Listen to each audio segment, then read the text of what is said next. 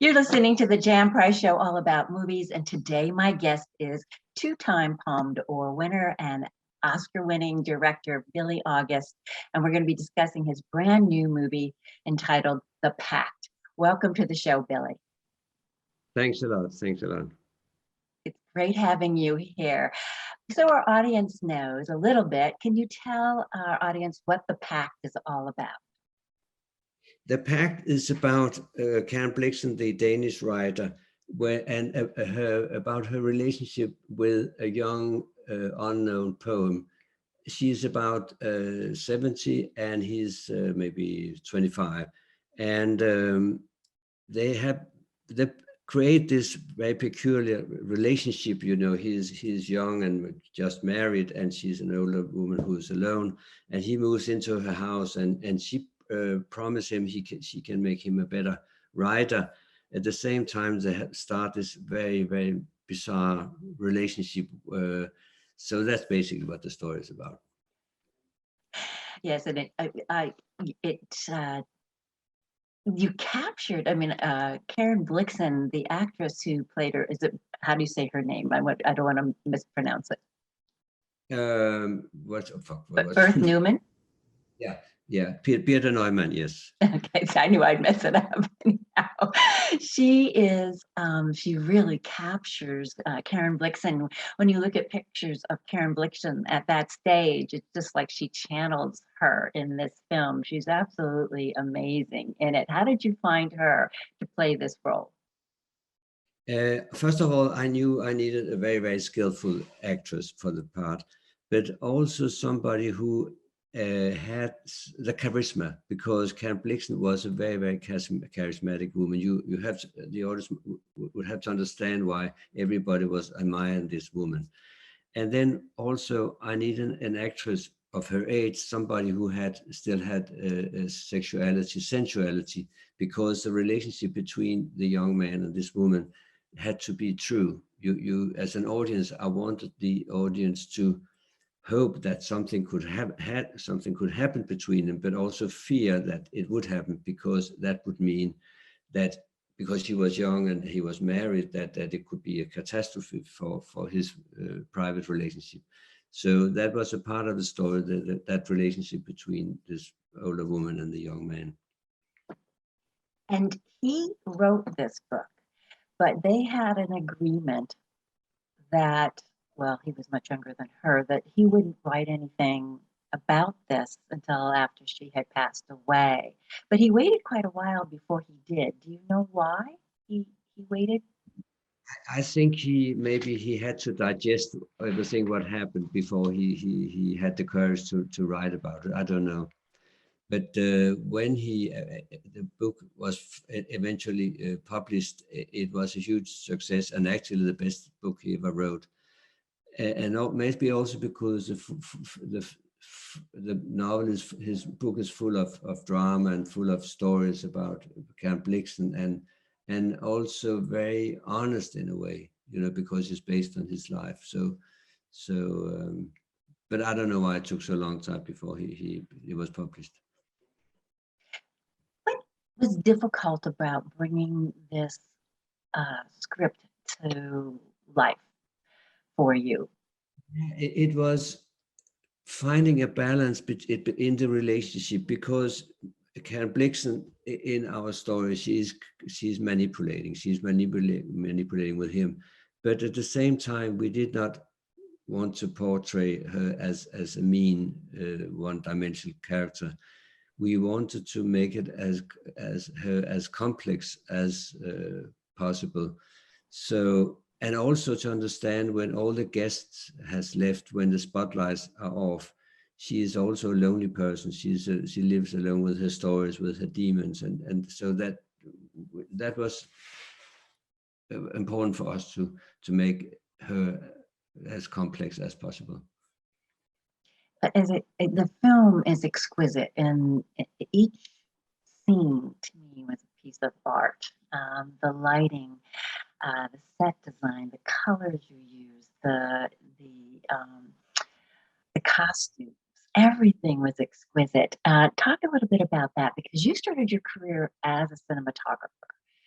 correct? And so that seems to come through in your films. Do you work really closely with your cinematographer because that's what your background is? I work very close with the cinematographer, and in particular in this story, it was important to show the beauty of Karen Blixen's house, and there should be some kind of harmony in the way of lighting and the production design, because there's also kind of disharmony in the story. So I like that conflict, that on that space between the beauty, the harmony and disharmony. You know, I think it adds something to the story, to the drama. So it's done very consciously. I'm sure it is, but it's so for you. What was the most difficult part of this shoot? Did you shoot this during the pandemic, prior to the pandemic? What was difficult about it? Yeah, we were supposed to do the film, and we had a certain start date, and of course all of a sudden this bloody pandemic started, so we had to postpone the shoot for 2 months, and it was hard for everybody because we were ready, but it was also hard for the producer because they had to pay the crew and actors for pay a lot of money for nothing. So before we got the film refinanced, and we could start again, that was the toughest, because we didn't really know if we could do it or not. But the producer believed in the film, so we made it happen. And the wonderful thing about it, you know, most of the story takes place inside a house, in Karen Blixen's house, and outside. And we rented this house so we could shoot the film almost in continuity, because we were able to go in and out following the story, basically. What was your casting process like then? You know, you've got a wonderful cast. They all really, yeah, they're all wonderful in this movie. So what was the casting process like for you? But the casting process, you know, I always try to see casting a film, get all the colors on the palette, you know, and get different actors and characters with different attitudes, with different colors. So that was important. But most important, to cast Blixen and the young man Thorkild Bjørnvig, to have two people that there was a chemistry between them. So we did a lot of casting sessions, and I really wanted to make sure that the chemistry was there again, to create this peculiar relationship that the audience would hope something would happen between Blixen and this young man, at the same time fear that it would happen because it would be a catastrophe for his family life. So, but the casting was very, very important. It definitely, well, it was devastating for his personal life, no matter what, even though, because this was secret. I mean, his wife was not aware. This young man, I don't think we stated that he has a wife and a child, a young child, and that did pose a lot of stress and strain on his marriage and his relationship. So talk a little bit about that and that process of how you filmed that and, you know, kept that tension going. Yeah, it's the story also opens up for a universal question. You know, how do we create two people? How do people work against privately, or not against, but how do we find a balance in that? Because he obviously is longing and yearning to get to be together with Karen Blixen. At the same time, he has his family, his wife and child. And what is right or wrong? So that's a big struggle in him all the time. And I think we all know, at least I know it from my own life, how do we find a balance in dealing with, because if you have that need and urge inside you, how to balance that with also having a family life. And it's universal. And I think the actors, at least I worked with, they knew they had experienced that themselves, all of them. So. Well, she was very manipulative in this film. So, and was that, obviously that's the way she's being portrayed, and that's the way he probably wrote the book. Or did you change some things when you were filming? No, actually not, because Karen Blixen was living many years in Africa, and that's how Meryl Streep portrayed it out of Africa. But at the end of Karen Blixen's stay in Africa, she got syphilis, and when she got syphilis, she made a pact. That's why the film also called The Pact. She made a pact with the devil that everything hereafter, he promised her that everything hereafter she would experience in life would be become of her stories. So it was for her a way of arranging a lot of meeting with people. She was a puppet master, and hoping that she, maybe not consciously, but at least she created a lot of things around her, which gave her inspiration for her stories. And sometimes it seems like she mixed up reality with fiction. Do you think syphilis had something to do with that?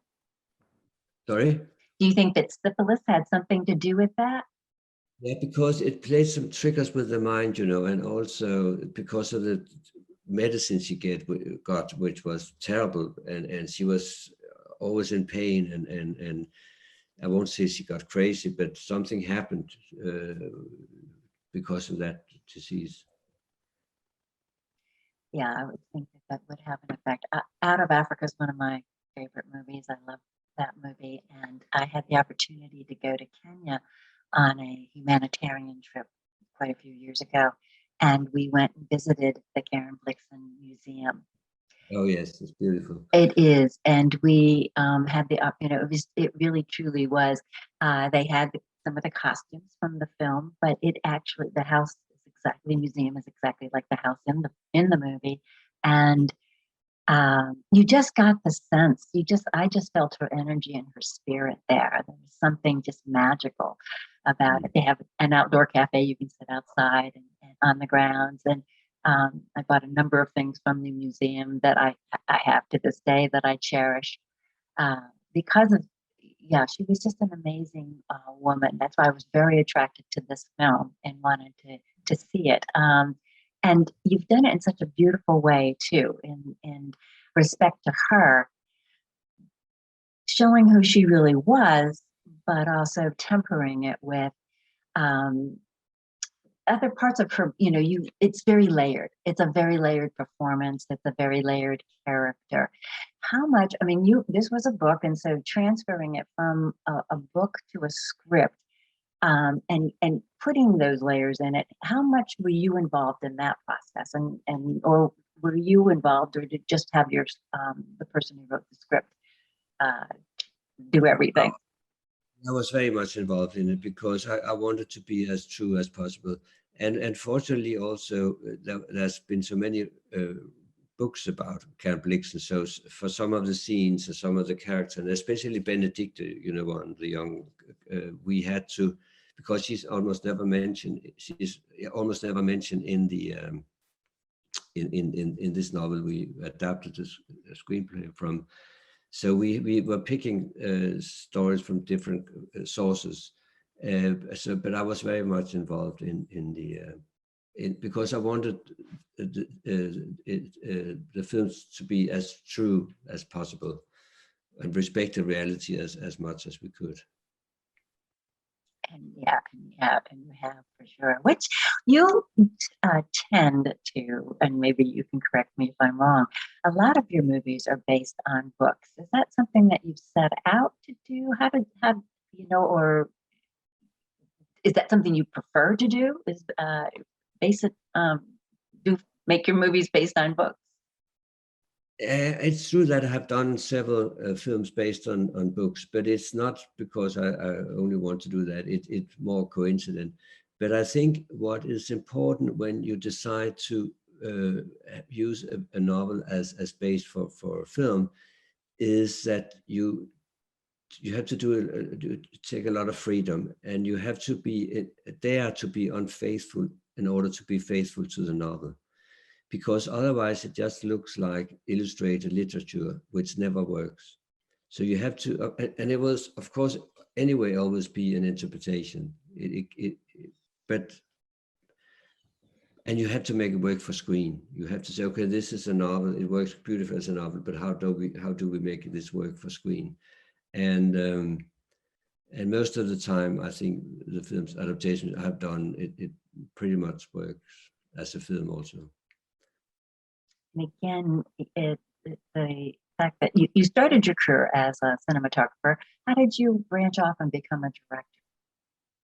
I started cinematographer. I did about 10 films as a cinematographer, and then while I was working as a DP, I started to write a script, and I sent it to the Danish Film Institute, which is a government thing, and they liked it, and they gave me the money, and then I just directed it, and I thought that was it. I will go back to being a cinematographer, but then the next project, and now I've done, I don't know, 22 films, I think, as director. So, and I like it. It's a beautiful job. So when you are looking, because you're very prolific and you go from one project to the next project fairly, regularly, you don't seem like you have too many gaps. So what is it that attracts you to a particular project?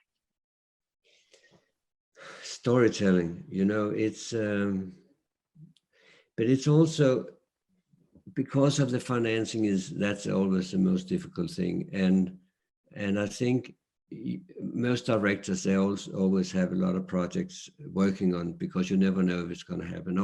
But then all of a sudden, a lot of times you're just waiting, and all of a sudden they come one after another, and at the moment it seems like I'm doing one film after another, but I like it. It's not a job; it's a hobby. It's a great thing. So it's nice when you feel that way about the work that you do, that it's a hobby and not a job, not work. I agree with you. I feel the same way about this show. Yeah. I love doing it, and that's what it keeps us interested and engaged, and we're passionate about what we're doing. And obviously, that's the way you are with your film. Yeah, you learn something, and it stimulates my curiosity. It's an amazing job, and somebody also pays me for what I'm doing. So isn't that nice? That's the perk. What did you have to learn to become successful? Sorry, I couldn't hear you. What did you have to learn to become successful? What lesson did you learn along the way that helped you become successful? It's be true, and also for each film I've done good films, I've done bad films, but I think it's important also to after each film, I'm thinking a lot, what could I learn from this, and learn from experience, and don't be, yeah, it's important to accept you also make mistakes, but learn from experience, and be honest, be true and honest, and don't make too many. I mean, of course, it's a lot of money and you have to make compromises, but not make too many compromises. But yeah, be honest. What's the most difficult part of shooting a movie for you, or is it different for each film? I think it's the hardest thing is really the financing. Even though you haven't made a success, it's always a problem.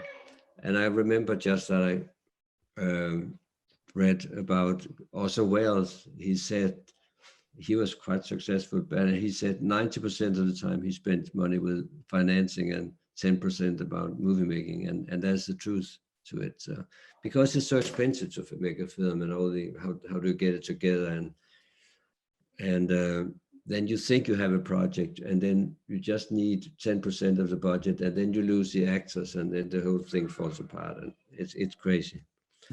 It's a miracle when a film happens.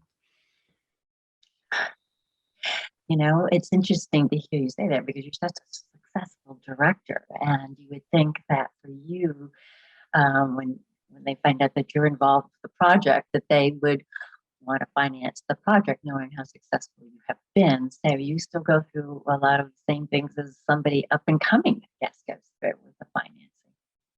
Yeah, but it's always like that, and it's but I think also the most satisfying thing for me is if you write a good scene and you have the right people and you have the right actors, and if you can create a moment of a creative moment of magic, when everybody is peaking, and it maybe only lasts for 2 or 3 seconds, but that moment of magic is worth everything.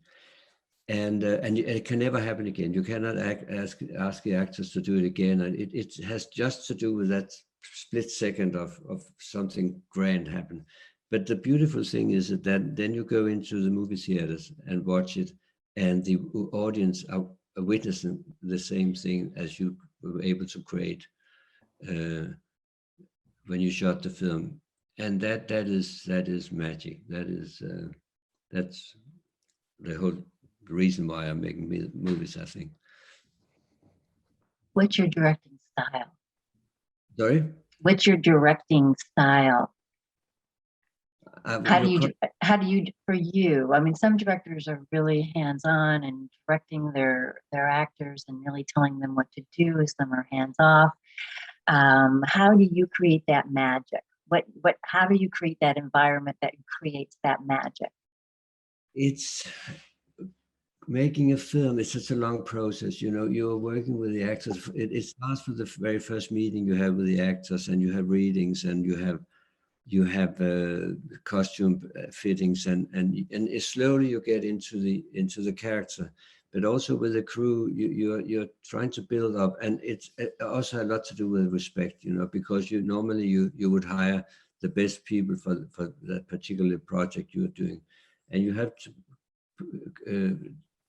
respect the crew and respect the actors and get the best out of it, and also respect the producer who has say, okay, we have this amount of money, go out and make the film up, and I never go over budget, but respect everybody's effort to make the best thing, and I think that's also part of being a director. In your movies show that each one of your movies show that beautiful process that you're describing. How do you feel about now with everything that's going on, and so many films are not being seen in the theater, and I believe they all should be seen in the theater, particularly this one. It's so exquisitely beautiful. And so many movies are going to streaming services, again, because they can get the financing. So what are your thoughts about that? How do you feel about that process? And I know some of the streamers are definitely working with getting a theatrical window, a release in the theaters, and then going to streaming. So it's, the industry's changing so dramatically, and certainly over the last couple of years. What are your thoughts about that? How do you feel about streaming and movie theaters and seeing the films in the theaters? Yeah, I think it's interesting.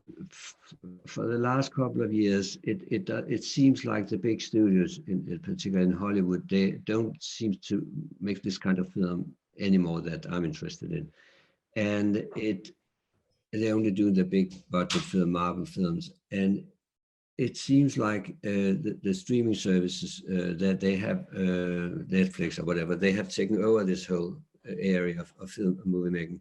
And I see that as a positive sign that somebody wants to do this kind of film.